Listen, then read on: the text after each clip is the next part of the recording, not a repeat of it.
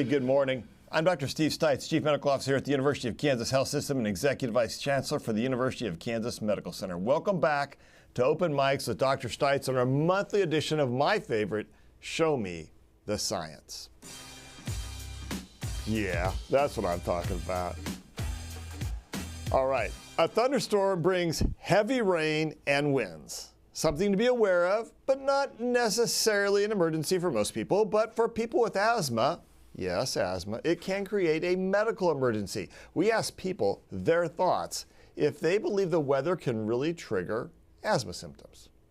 It's hard to say, if what the difference between, the correlation of asthma and thunderstorms. It's hard to say what exactly in the thunderstorm is causing, be it the pollen, the air pressure, there's a bunch of different things that could be causing it. But yeah, that's exciting to know. Spring allergies were difficult, and I remember particularly when it was raining or damp was also a difficult time for me. No, I'm not so sure about the weather, but I do know like seasonal, my allergies will, like sometimes during the summer or early spring, they may flare up. I mean, it seems like when it's about to rain, they get worse because I don't know if the pollen kicks up or what, but I mean, they're just bad all spring and fall.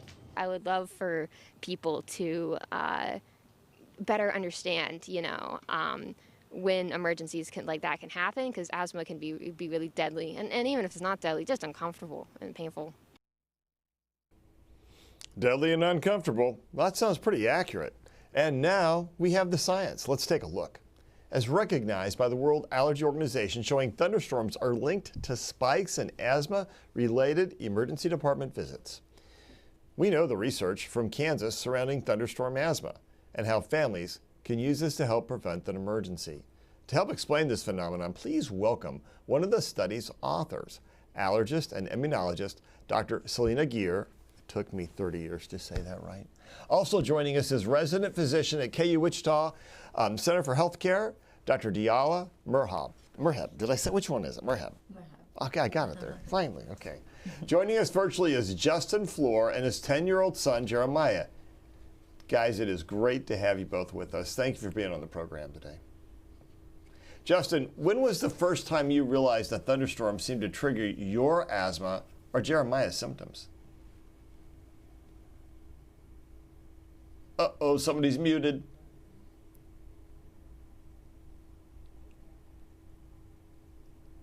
Still not hearing. Team in the studio, are you hearing? All right, try again. Now we hear you. How about now? Roll on. That's awesome. Oh, perfect. So I think it was self-awareness about asthma about several years ago when I really started taking consideration of it in my 30s.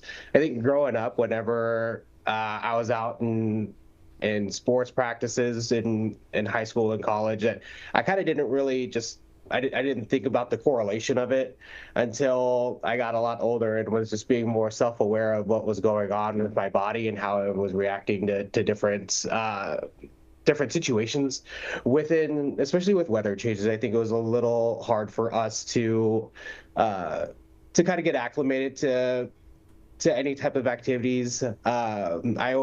I grew up always just thinking it was just some type of sports asthma that I had. So whenever my heart rate kind of got bigger or got higher, it was more of just that kind of asthma. But now looking into it, just seeing that I'm starting to see that my performance and just my overall daily activities have been affected, specifically with thunderstorms coming. So whenever I think that I have my allergies controlled throughout the season changes, here comes a thunderstorm, and then I'm kind of back to square one all over again, and I have to try to reacclimate for a couple days while that happens.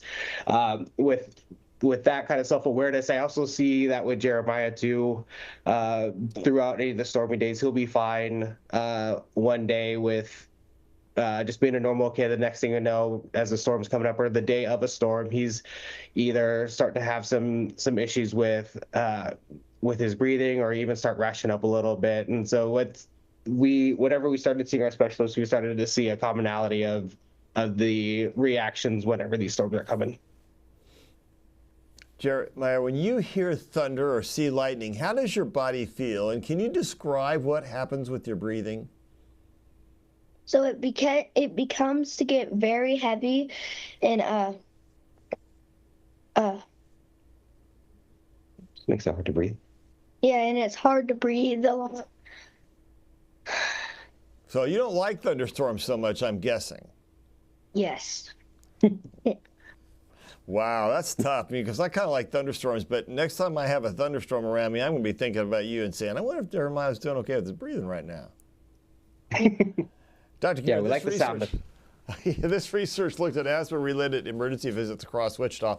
Before we get into the data, can you tell us what happens during a thunderstorm that could trigger or worsen asthma? Yeah, exactly. So this family is describing what we know is a thunderstorm-related asthma exacerbation. This is due to a complex interaction of environmental factors and can really affect patients who have allergies and asthma. These events occur when high concentration of airborne allergens, most commonly grass and mold spores, are concentrated at that ground level because of the thunderstorm. Humidity and direct damage to the grass pollen from falling rain can actually shatter those pollen and mold spores and make them smaller.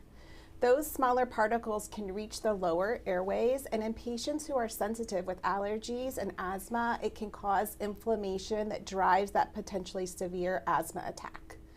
Why it occurs in some years and not others is not well understood. It may be a cycle of humidity and wetting and drying of the grasses, along with the wind disturbances as those aerosolize into the air and are inhaled in those patients who are sensitive. We know our area is prime for pollen and prime for thunderstorms. I bet. What about all that grass down the Flint Hills when that wind comes through? That's exactly what's driving this. There's so much grass, pasture grass alongside freeways. These are the grasses that really put out pollen, really April through June or July, and really exacerbate asthma. So in the words of the song, when the wind comes sweeping down the plains, and it goes to aerosols and all that. And really what we should be saying, and you start to wheeze. Yes, so unfortunately Wichita is one of the highest pollen areas, one of the highest allergy suffer areas in the entire United States. Oh, that's tough. Okay, well, let's look at the data. Researchers analyzed nearly 4,500 asthma-related ED visits across three Wichita, Kansas hospitals from January 2020 to December of 24. Meteorologic records showed 38 thunderstorms during that period. The average number of asthma visits was nearly 18% per day during thunderstorms compared to 3 visits on non-storms days. That's 6 times more visits on storm days. Okay, that impressed me a little bit. I'm just saying. That is not. That's a big increase. The World Allergy Organization acknowledges that thunderstorms are a risk factor for asthma attacks in patients who have pollen allergies. And scientifically, why are pollen and airborne particles dangerous to the lungs? So again, if those particles, specifically if they're smaller because of the effect of this thunderstorm, they can get deeper into those airways and cause more inflammation. And this happens in patients who have allergies specifically to grass or mold. Yeah. Well, and we know that the smaller the particle, and depending on lots of other things around how it's charged and things, it can go pretty far into the airway. The real problem is when you get down to those really small terminal airways, and then you kind of activate that whole inflammatory response. Exactly. And all of a sudden, it's kind of like having to have your nose, you sneeze constantly while your lungs are wheezing. They're not sneezing. Right. Hey, cough, chest tightness, shortness of breath. That was a good one. That was not bad. All right, Dr. Murab, when you were working on this, what kind of data are you actually analyzing? What does it look like? And tell us a little bit about the story of what you discovered here, what you found. Yeah, so we did conduct a retrospective observation and analysis, and we did obtain IRB approval for that.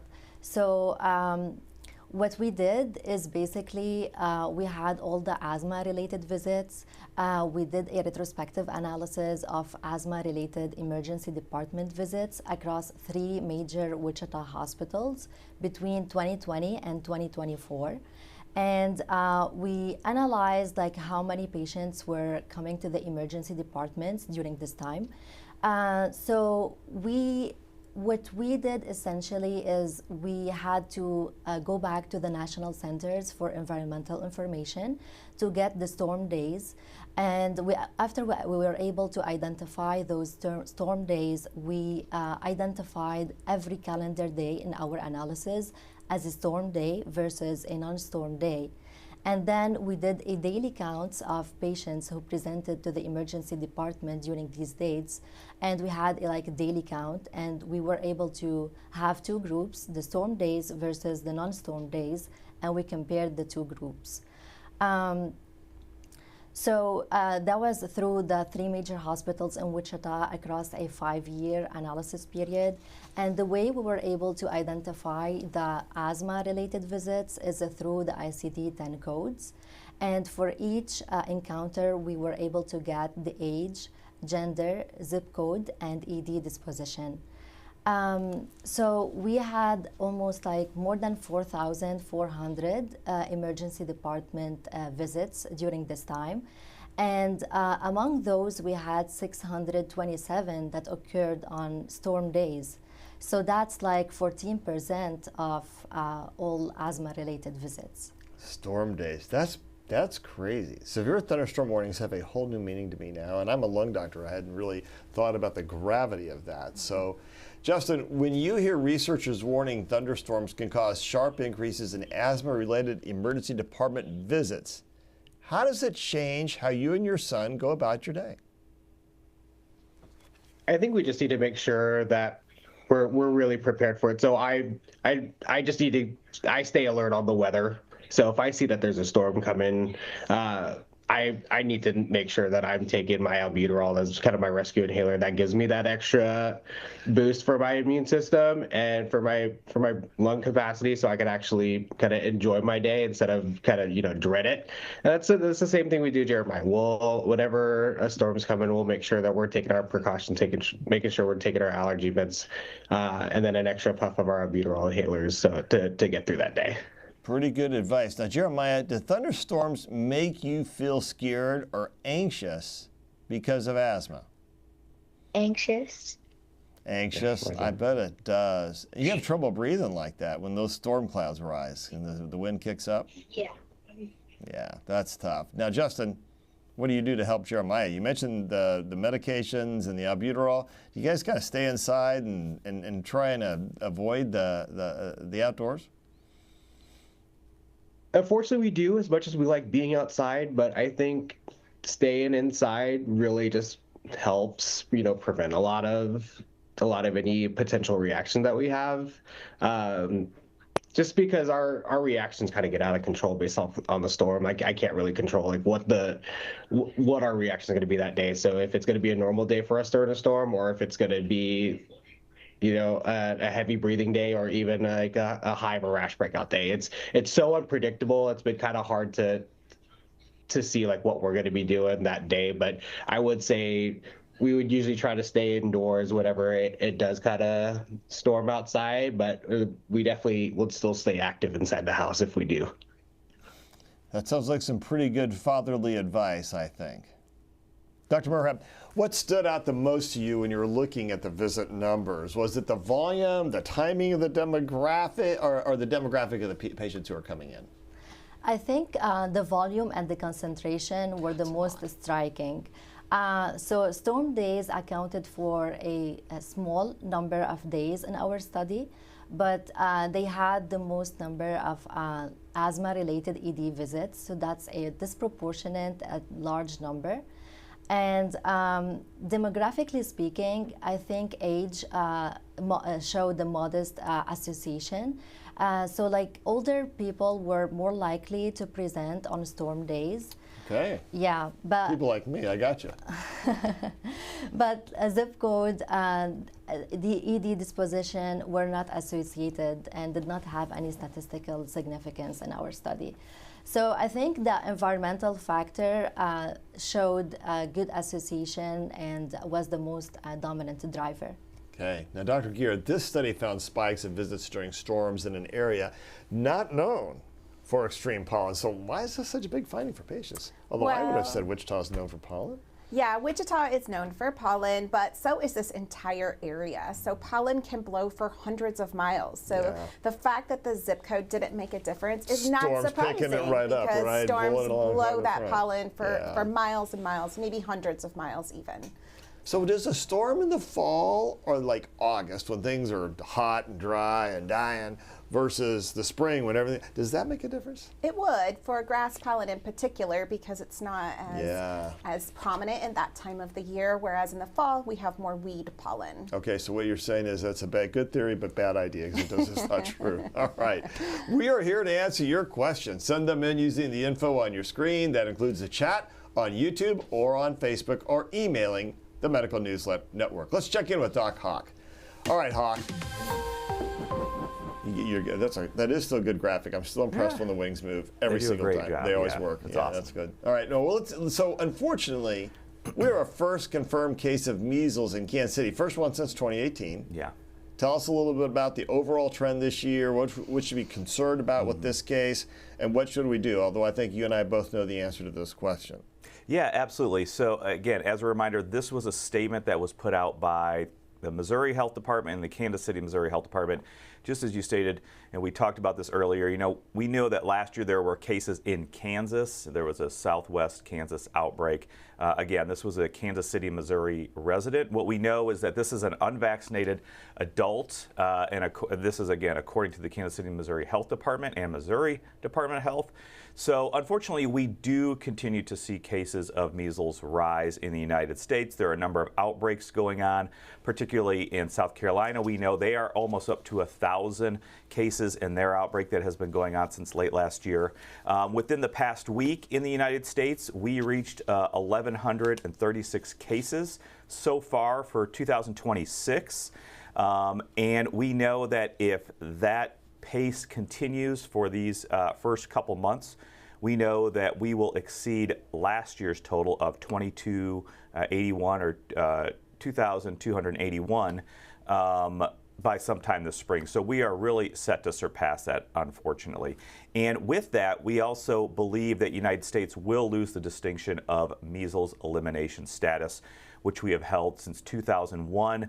What does that mean? It means that now the United States has continued sustained transmission of measles virus in the communities. And also, we know that also goes to the fact that we know that in general, for the last 20 years, we know and understand that the vast majority of measles cases in the United States were travel related.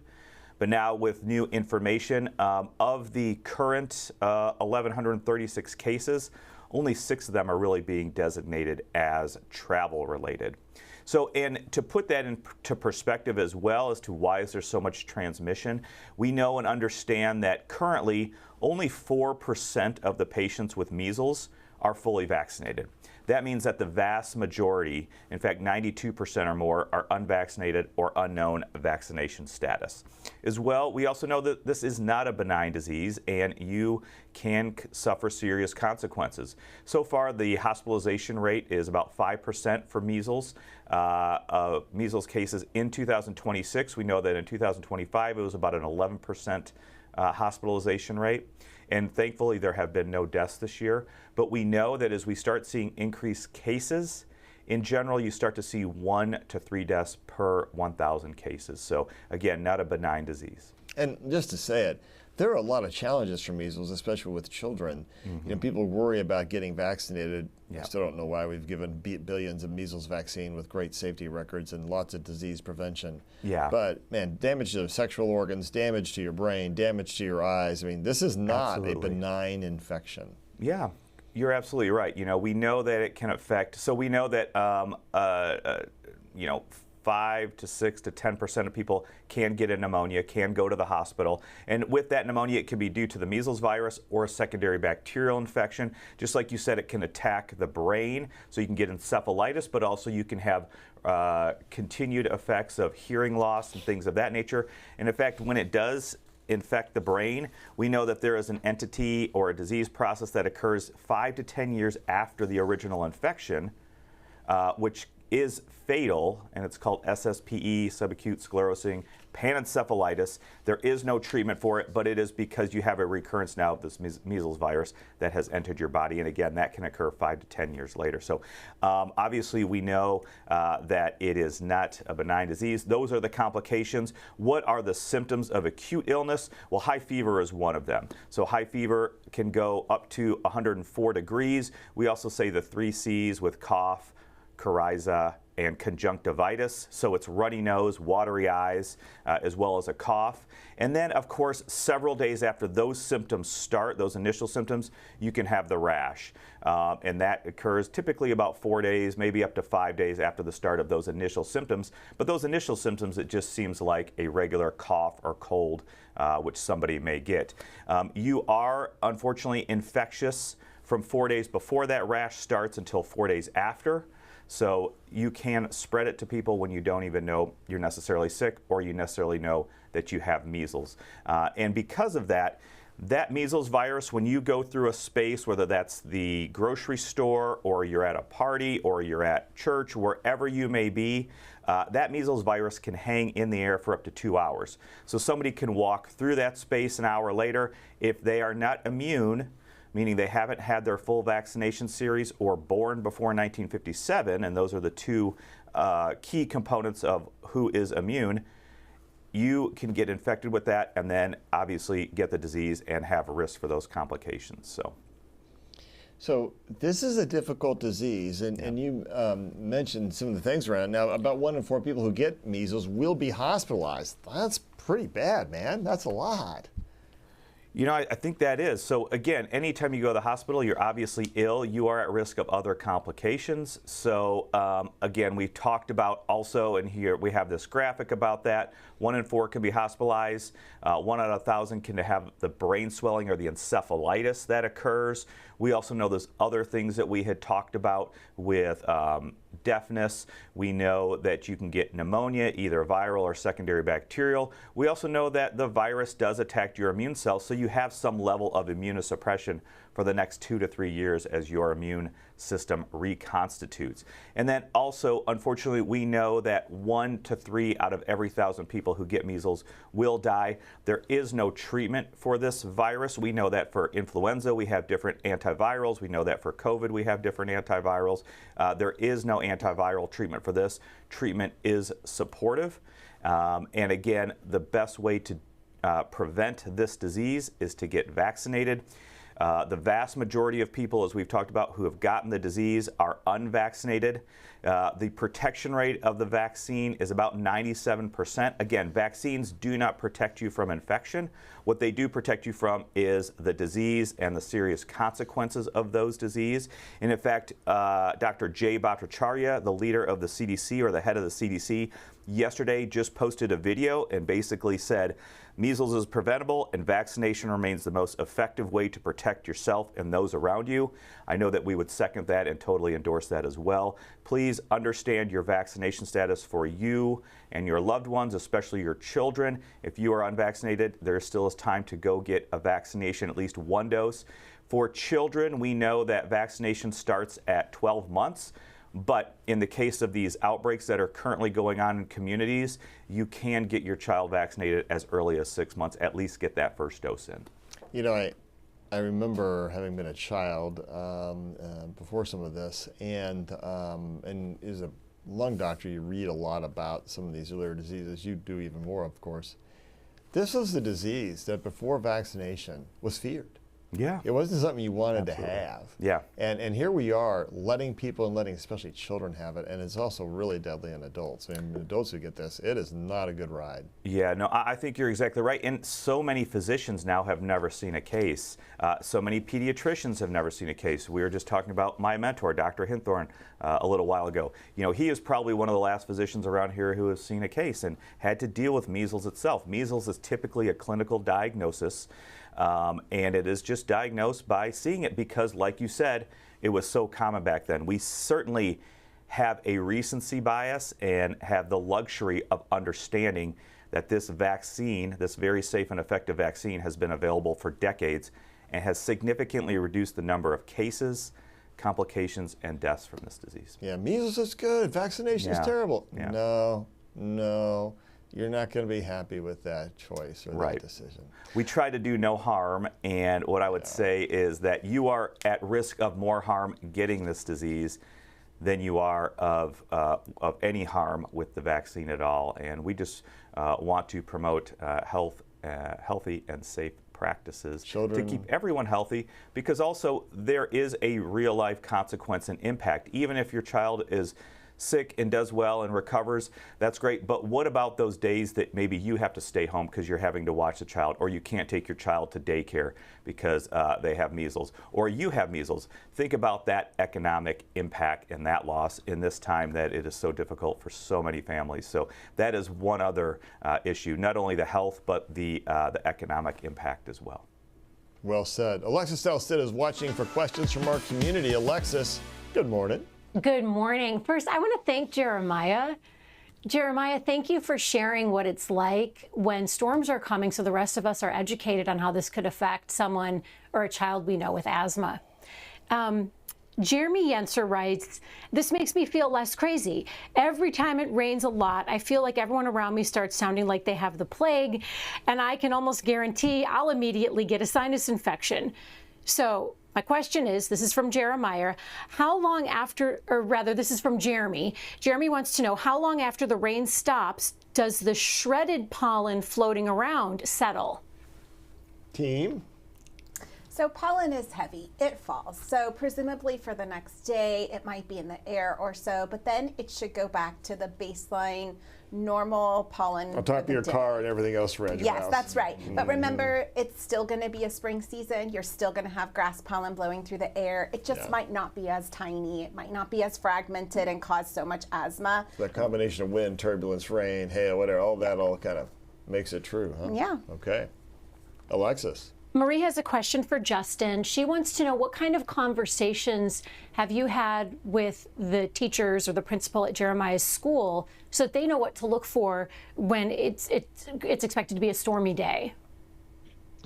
Yeah, I think our school system is really great with having those conversations. Whenever we start the school year, we'll meet with our teachers and our nurses and let them know that he has a rescue inhaler in his backpacks with them for those cases if he needs it for any types of asthma-induced incidents at school.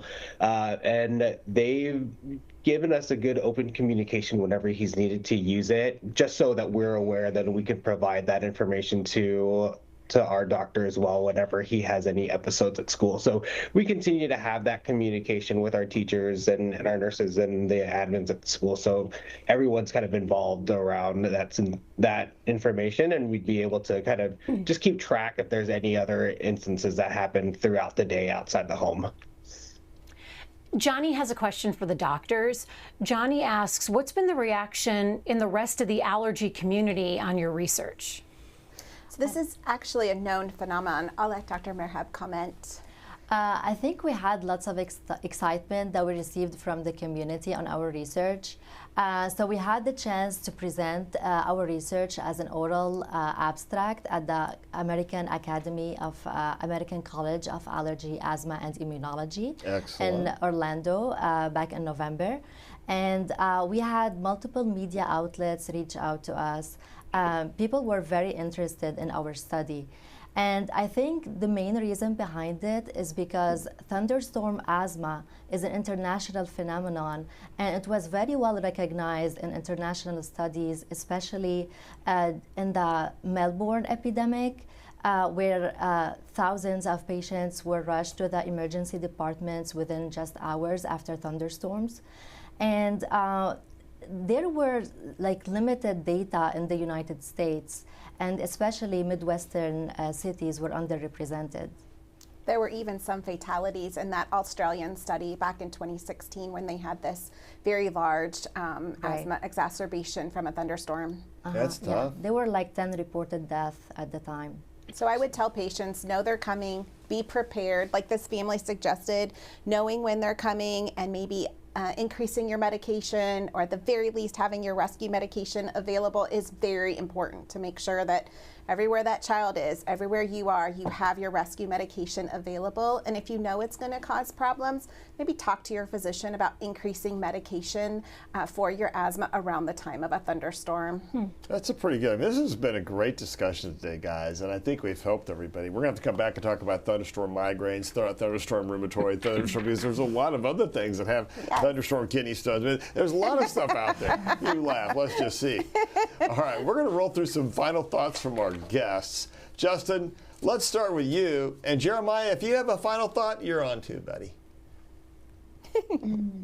I'd say for me, I think it's just eye-opening of understanding that this is really just allergy related for us whenever storms are coming. So every time we're hearing that there's a storm coming, that we just need to be prepared and try to minimize any types of allergy-induced symptoms or asthma-induced symptoms as much as we can. And just knowing that it can potentially affect you for a couple of days is really helpful for us. So we'd be able to understand, like, oh, if we need to go outside within a day or so after it rains, we need to make sure we're still heavily medicated so we can be prepared for any type of situations. Awesome. Jeremiah, can I say thank you to you for being so brave and being on this show? Especially with Hawkeye, he's so mean. You just never know. All right. Final thoughts. Dr. Moran. I think the main takeaway is awareness. It would be very helpful for clinicians to consider environmental triggers when discussing asthma action plans with their patients. Yeah, absolutely true. I love asthma action plans. Very important. And I think just watching the weather, paying attention to what's coming, being prepared, and maybe on those weather days, you are not standing outside on your porch watching that thunderstorm roll through. You're keeping your windows closed, maybe staying inside. Oh, I love watching thunderstorms roll through. Hawkeye, final thoughts from you. Yeah, no, I think it's good with this case now in Kansas City. We are just trying to inform everybody, as we always do. There's no reason to panic. If you are vaccinated and immune to measles, there is no reason to have cause for concern for you or your loved ones. If you are unvaccinated, would still urge you to talk with your medical providers and please get vaccinated, at least get a starting dose to protect you and your family and the rest of the community around you as well. All right, let's get back to Alexis to hear what she's working on for tomorrow's show. Thank you, Dr. Seitz. Coming up tomorrow on All Things Heart, a hospital is the last place you'd expect to see a dance party, right? But that's exactly what this dedicated group of nurses created for this transplant patient. Christina Morales-Carrillo shares her journey from her heart transplant to the dance party and how she's doing today. That's tomorrow at 8 a.m. That'll be an awesome dance. You know, I'm such a good dancer, Alexis. Oh, we know you are. No. We have seen your moves at the company parties. Yeah, no, it's most people wouldn't have called those moves. Okay, thanks for watching and listening today, folks. Hey, we had two shows in one because we got into the science in two areas, right? We had a great discussion about thunderstorm asthma, real deal, and we talked about how to handle that, and we had a great discussion about measles, also a real deal. And we also talked about how to handle that. As you make your decisions on whether it's asthma in a thunderstorm, most people wouldn't say, don't treat your asthma and run out and enjoy the thunderstorm and get wheezy and have more troubles breathing. Why would we choose then to ignore the science and to say, it's okay for myself or my children to have measles, even though they can be sterile, have brain damage, have lung damage, and the proportion of those is markedly higher than anything that's ever come from vaccination. That's why we talk about faith, hope, and science. Faith in each other, the hope that we can find ways to treat these diseases, and the science to take care of us all. We'll see you soon. Subscribe to our morning medical update and open mics with Dr. Steitz podcasts. Now everywhere podcasts are available.